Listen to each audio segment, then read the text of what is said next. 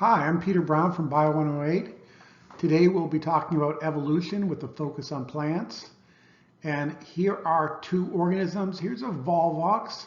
It's a multi-celled green algae. Here are the cells inside, and it builds this jelly-like mass around it. So it's one of the earlier multicellular organisms. Here's another plant that also does photosynthesis, and this is in the plant kingdom. And here's the structure of the sundew plant that's capturing an insect. So very different than what we think about when we think about plants. But both of these plants do photosynthesis. They both make their own food.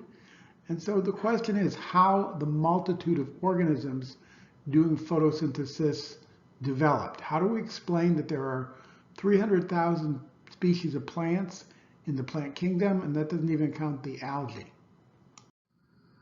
Here's a slide showing some of the diverse life on Earth. Plant, animal, fungi, bacteria.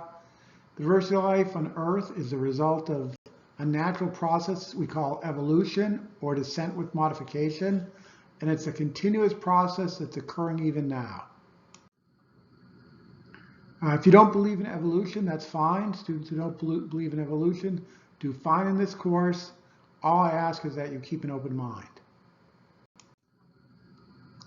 Okay, descent with modification is a better term than evolution. Evolution has a lot of baggage with it. But the idea is that offspring are descended from parents, and over time, the offspring that are the fittest for the environment survive and they reproduce. And little by little, organisms change, and that's called evolution. All living organisms are related by descent from common ancestors. So it's easier for us to recognize that birds are related or fish are related, but at some level, birds are related to fish. And some level, birds and fish are related to plants, and birds and fish and plants are even related to bacteria. All living things arose from one common universal ancestor. The mechanisms that produce new kinds of organisms are natural processes that happen in the world around us even now. So here are flowering plants, and here are two very bright flowering plants, and you can see how the flower itself is made for attracting pollinators. And this is a plant in the daisy family, and here's a plant called blazing star, just a gorgeous purple colored plant. The two people who developed evolution are Charles Darwin, who we'll talk about more, but there was also a contemporary of his named Alfred Russel Wallace, and they developed the same idea independently. So if Darwin hadn't lived, it's not like we wouldn't have gotten to the idea of evolution. It just would have come about from somebody else. One of the best ways to look at life that has gone before is to look at fossils. So fossils are mostly mineralized replicas of life that has gone before. And today we can date where the fossils came from. But even before that, you could look at layers of rocks, and you could see that there were striations in the rocks in different colors. And they knew that the older layers were down lower, and the younger layers were up higher. So here are sedimentary rocks on the coast of England. So this is similar to the Grand Canyon, that this was rocks formed underwater, and then they were cut away to reveal these layers. And so here's a leaf that was found in Canada in sedimentary rocks. And this leaf is a plant called Platinus, and it's from a rock layer that's 50 million years old. So it's a rock replica of a 50 million year old leaf, and it's quite detailed. And there are living species of Platinus as well. So here's an example of a tree that's still alive, and Platinus happens to be a very long-lived tree. It can live 2,000 years. It's not the oldest kind of tree. The oldest kind of tree is bristlecone pine, and some bristlecone pines that are still alive are 5,000 years old. Okay, besides organisms that we see in the fossil record that are still on Earth, there are organisms that we see in the fossil record that are no longer here on Earth. In other words, they went extinct. So here's Charles Lyell, who was a geologist who lived at the same time as Darwin. And he collected rock layers from that cliff in England or a cliff like that, and he organized his data as shown below. He said, here are the rock layers going from the highest or youngest to the lowest or oldest. And when I look at those organisms in the rock layers, in the lower rock layers, most of the organisms I can't see in terms of things that are alive today. There's things that look very different than what's walking and swimming and crawling on Earth today. But when I look in the highest rock layer, most of the organisms I see as fossils are still around today. So on the homework, you'll have to answer these questions. And here's the explanation. The explanation is that those fossils that were in the lower rock layers are extinct. They're no longer on Earth. In fact, scientists think that about 99% of the species or kinds of organisms in the fossil record are no longer here. And today's organisms descend from the highest layers, from the organisms that were here before us the most recently. Here's a wonderful dinosaur from the Field Museum in Chicago, and they call it Sue. It's the Tyrannosaurus rex. And as you can imagine, if you traveled back in time 70 million years and you looked around, life wouldn't look like it looks today. It would look very, very different. There wouldn't be people, there'd be dinosaurs. Okay, so Darwin sailed from England when he was 22 years old, and he was 5 years gone on a mapping expedition. They were mapping the coast of South America. And a lot of his ideas came towards the end of his trip when they stopped the Galapagos Islands, a chain of islands off the coast of Ecuador in South America. And then they sailed from there back through Australia, around the Cape Horn of South Africa, back to South America, and then home. So it was a 5-year voyage, and watch the Charles Darwin video, and there's YouTube questions on that Charles Darwin video. There's Canvas quiz questions.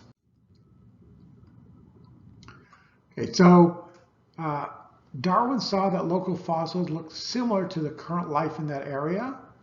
So for example, in South America, there was a fossil ground sloth that looked very similar to the ground sloths that live there today.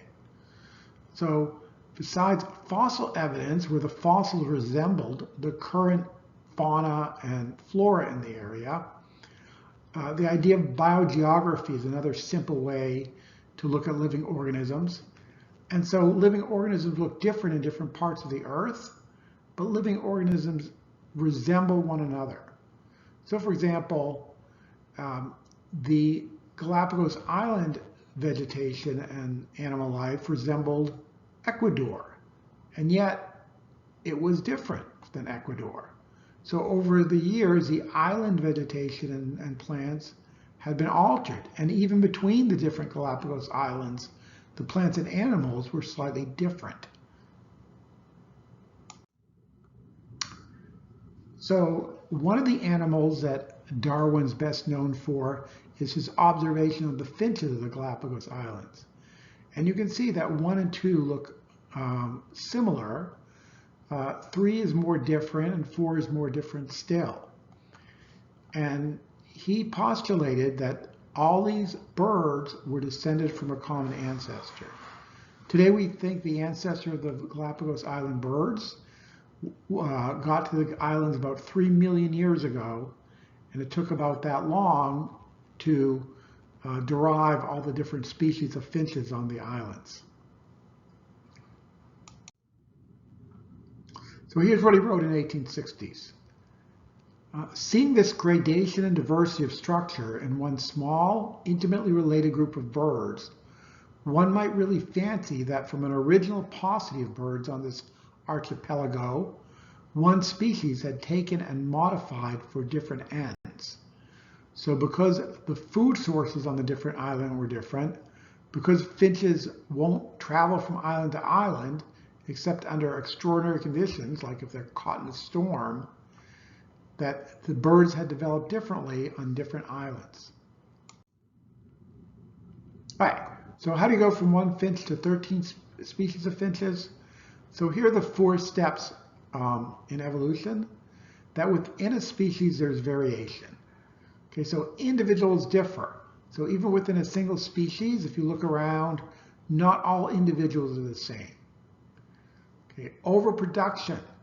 So in nature, if all organisms born survived, all populations would be exploding.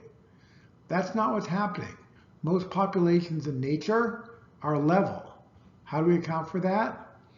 That more organisms are born that will ever survive, and there's competition, and many never live to maturity, and many never live to reproduce. So competition, individuals are competing for limited resources, whether that's food or water or land. Darwin called it a struggle for existence. And finally, the surviving organisms are the ones that reproduce, and they tend to pass on their traits to their offspring. What traits do they pass on? Whatever traits allow them to survive. So there's still work going on at the Galapagos Islands today. So here was an experiment conducted in the 1970s, and they were measuring finches on one of the islands of the Galapagos. And in 1977, there was a drought. And so they measured the finches before and after the drought. And if you measured the depth of the beak, what they found was that after the drought, the depth of the beak had gone from an average of 9.5 millimeters to about 10.2 millimeters. So that's an evolutionary change. At the same time, the drought killed off most of the birds. It went from 750 birds to 90 birds. Okay, if the drought continued and continued and continued, eventually you'd only be left with larger beaked birds. But if following 1978 there were wetter years might lean towards smaller birds. So there's a push and pull of evolution as the environment changes. And eventually, it's not that uncommon for different organisms to die out. We think that 99% of all the organisms that existed in the fossil record are extinct. Okay, so this just explains what I just told you. Okay, so as opposed to the finches, where evolution was measured in 2 years, bacteria, to measure evolution, you can see it going on in 11 days. So here's bacteria put onto a plate with a media that has an antibiotic in it, and at the highest level, the media has 1,000 times more antibiotic than a normal bacteria could survive. And it takes 11 days for bacteria to be able to grow in the 1,000-fold antibiotic media. So go ahead and watch the 2-minute video. It's pretty amazing. It's time-lapse, so it only takes 2 minutes to watch what happens in 11 days. And there's not just one bacterium that happens to be resistant to the virus. You can see that different bacteria coming from both directions wind up acquiring resistance. Sometimes when we talk about evolution, people tell you that there's unity and diversity. So here are 2 plants in the cactus family. Here's the saguaro cactus, the iconic cactus of the Sonoran Desert. And this is from down near Tucson. And this cactus is probably over 20 feet tall, probably weighs 1,000 pounds if you put it on a scale. Here's a mammillaria cactus. And these are less than a foot tall, probably less than 6 inches. And they probably weigh a few ounces. So you look at them and you say, well, how come they're both in the cactus family? They're both stem-storing succulents. They have similar kinds of spines. There's just so much about them that's similar when they flower that you can see they're related. And so they're both in the cactus family. And the best way to look at their unity and diversity is to say they must have had a common ancestor that gave rise to offspring. And here's an offspring that liked the light and wound up getting really tall. And here's an offspring that preferred shady areas slightly, and there was an advantage to being short, being able to grow in the shade. So we group organisms together based on common ancestry, and the science of classification is sometimes called taxonomy. So sometimes people will do this as an inverted pyramid, and I did it as a pyramid. So the largest group we throw organisms into is called domains. And there are 3 domains of life. And then you can separate domains into smaller groupings called kingdoms: phylum, class, order, family, and finally an individual organism has a genus and species name. Sometimes people say, well, King Phil came over from Greenland slowly. So we developed that mnemonic device before there were domains. And here's an example again, going from domain to species. And they say, well, domain is Eukarya. It's a eukaryotic cell. And so here are a bunch of organisms that are all in the domain Eukarya. They should have some single cell organisms in there as well. And then within Eukarya, the kingdom is the animal kingdom. Okay, we're going to go classify a dog. And then the phylum is Chordata. Okay, it has a cord running up its back. It's a mammal, so we're all familiar with the class Mammalia. It's a carnivore. And then finally, its family is Canidae. When you get to Canidae, there are all these dog-like creatures like the fox, the jackal, the wolf, and dog. Finally, its genus is Canis. So there are still other things besides the wolf and dog in that genus, like the jackal, but the fox is no longer there. And then finally, the species of both wolf and dog are Canis lupus, but dogs are Canis lupus familiaris. Okay, so they say in the 14,000 years since dogs and wolves separated, dogs have changed enough to be considered a subspecies. They're on their way to being a species, but they're not a separate species yet.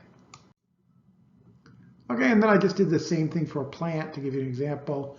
This is a sunflower, Helianthus annuus.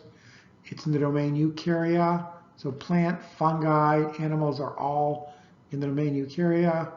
It's in the plant kingdom. It's a flowering plant, Anthophyta. Class Eudicot, order Asterales. It's in the daisy family. There are lots and lots of plants in the daisy family. That flower we saw at the beginning was in the daisy family, and the genus and species. All right, so the domain is the broadest category. Domains are based on the work of Carl Woese.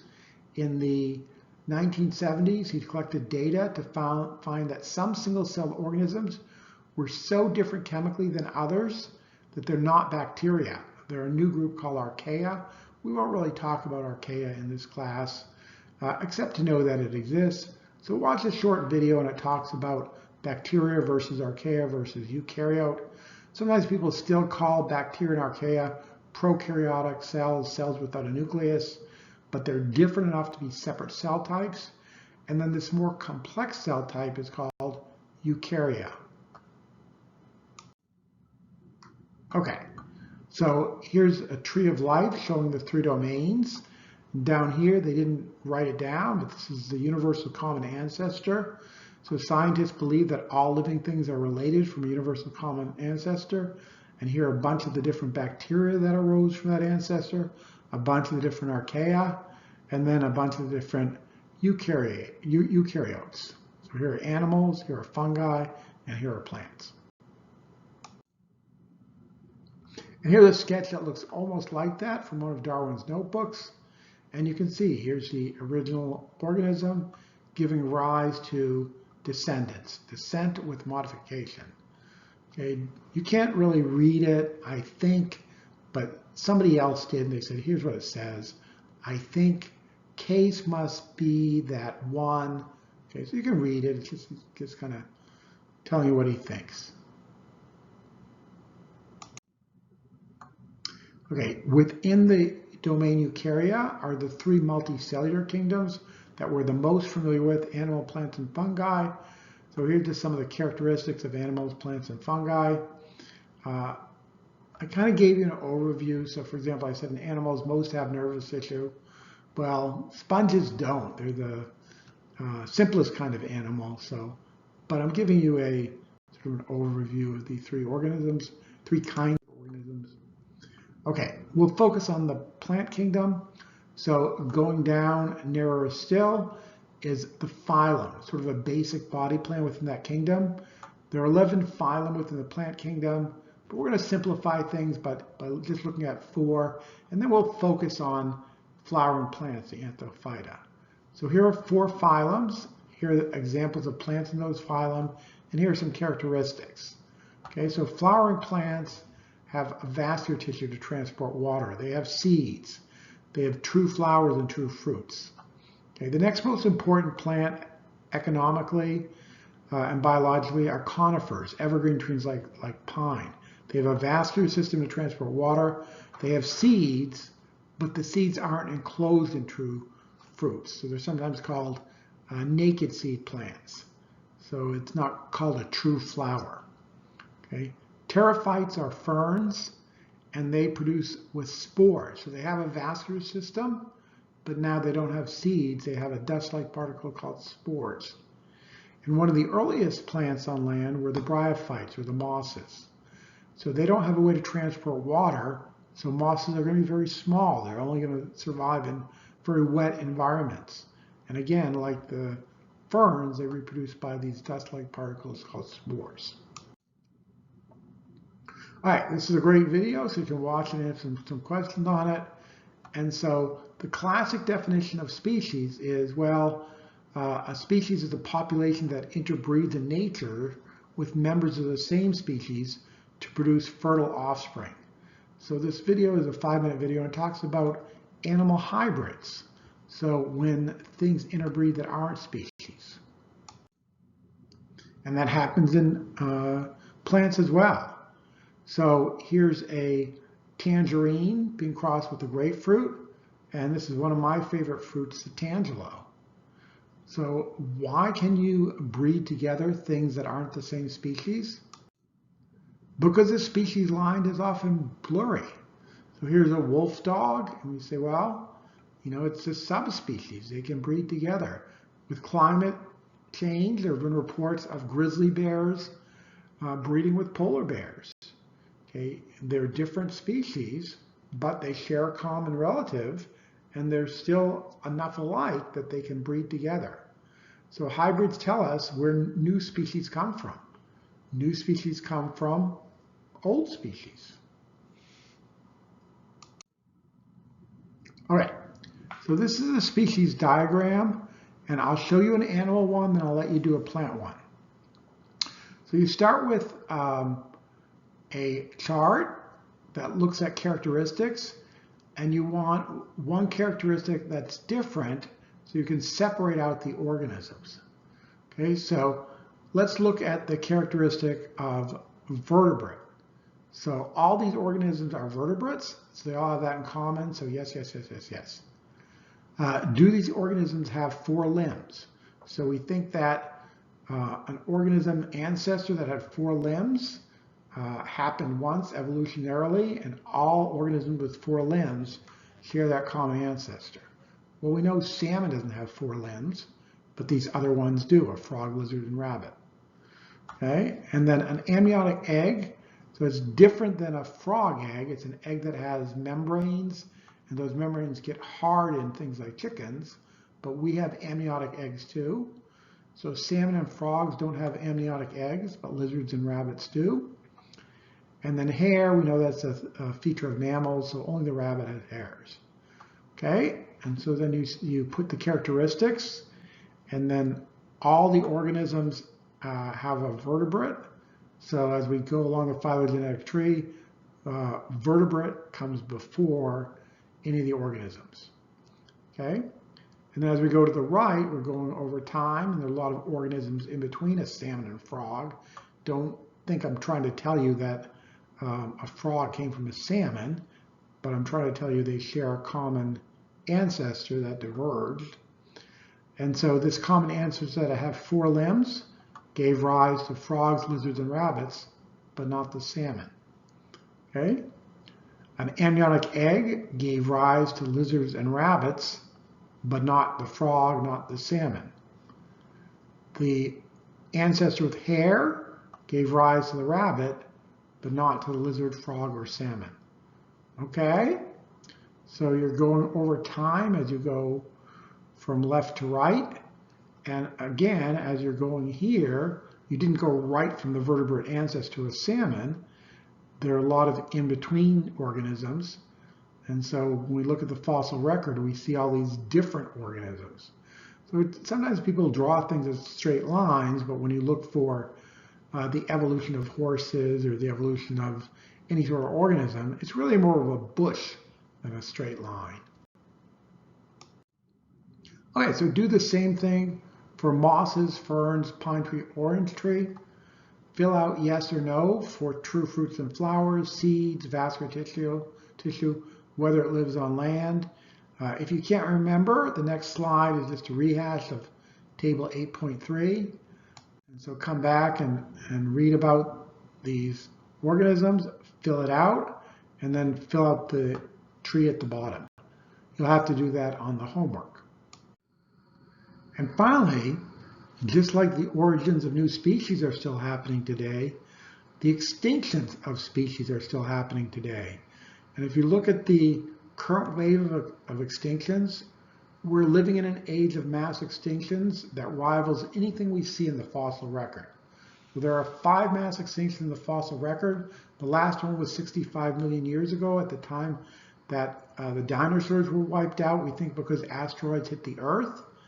And today, we're living in an age of mass extinction that's caused by humans.